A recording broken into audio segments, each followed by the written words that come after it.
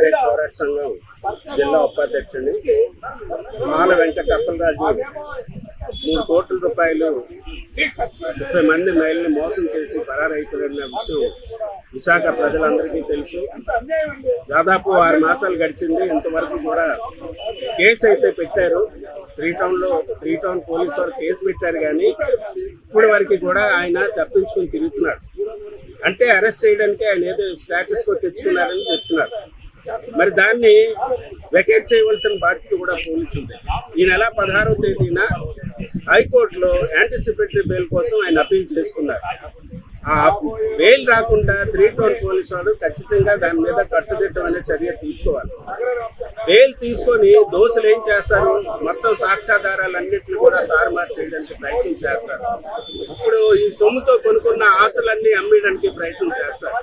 కాబట్టి వెంటనే అరెస్ట్ చేయాలని డిమాండ్ ఎందుకు చేస్తున్నామంటే, అదే డిమాండ్ ఆ ఆస్తులు ఏవైతే ఉన్నాయో, ఈ ప్రజల దగ్గర కాజేసిన సొమ్ముతో ఏవైతే ఆస్తులు కొన్నాడో ఆస్తులన్నింటినీ కూడా సీజ్ చేయాలి. సీజ్ చేసి దాని మీద వాళ్ళకి బాధితులకి రికవరీ చేయడానికి అవకాశం ఉంటుంది. కానీ పోలీసులు ఎందుకు దీని మీద నిర్లక్ష్యం వహిస్తున్నారో మనకు అర్థం కావట్లేదు.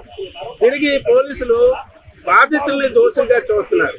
ఇన్ని లక్షల రూపాయలు మీరు ఎక్కడి నుంచి తెచ్చారు, ఎలా కట్టారు, మీరు ఎందుకు ఇలాంటి పొరపాట్లు చేశారని చెప్తున్నారు. ఒక ప్రభుత్వ ఉద్యోగి డాక్యార్డ్ లో ఒక ఆఫీస్ సూపరింటెండెంట్ ₹1,00,000 దగ్గర జీతం వస్తుంది.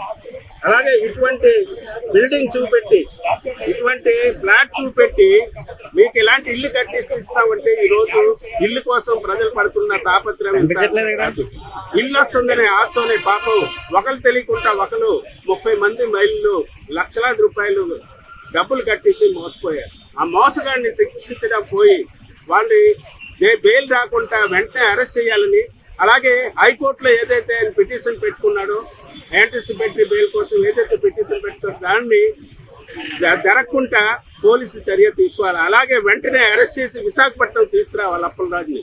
అలాగే ఆయనకున్న ఆస్తుల్ని, అలాగే ఆయన ఎక్కడున్నారో మొత్తం కుటుంబ సభ్యులందరికీ తెలుసు. ఒక నిందితుడి యొక్క ఆచూకీ తెలిసి కూడా పోలీసులు తెలియజేయకపోతే వాళ్ళు కూడా నేరస్తులే. దాని మీద ఎందుకు పోలీసులు యాక్షన్ తీసుకోవట్లేదని మేము సందర్భంగా అడుగుతున్నాం.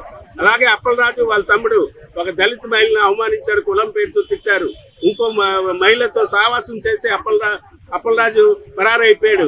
వీళ్ళందరి మీద కూడా కేసులు పెట్టాలనేసి కుల వ్యతిరేక పోరాట సంఘం రాబోయే కాలంలో ఈ కేసులు పెట్టకపోతే పెద్ద ఎత్తున ఆందోళనకి అన్ని ప్రజా సంఘాలను కలుపుకొని వాళ్ళకి న్యాయం జరిగే వరకు పోరాటం చేస్తామనేసి కొంతమంది తెలియజేస్తారు.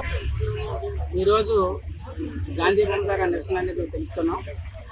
అత్యంత పాలప్పలరాజు డాకియార్డ్ ఎంప్లాయ్, స్టోరు ఇన్ఛార్జి. అతను మహిళల్ని మోసం చేసి దాదాపు 6 నెలలు అవుతుంది. ఈ 6 నెలలు చేసి 3 నెలలు 3 టౌన్ పోలీస్ స్టేషన్లో తిరిగారు.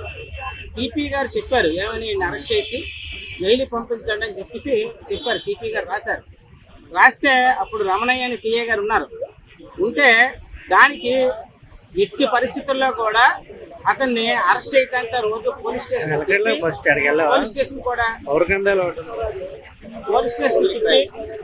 ఎటువంటి చర్యలు తీసుకోకుండా ఏమీ చేయకుండా ఒగ్గేయడం అనేది జరిగింది. ఆ సిఏ ఎస్ఐలు కూడా ట్రాన్స్ఫర్ అయిపోయేదాకా వాళ్ళ మీద కేసు ఏమీ పెట్టలేదు, ఏమీ చేయలేదు.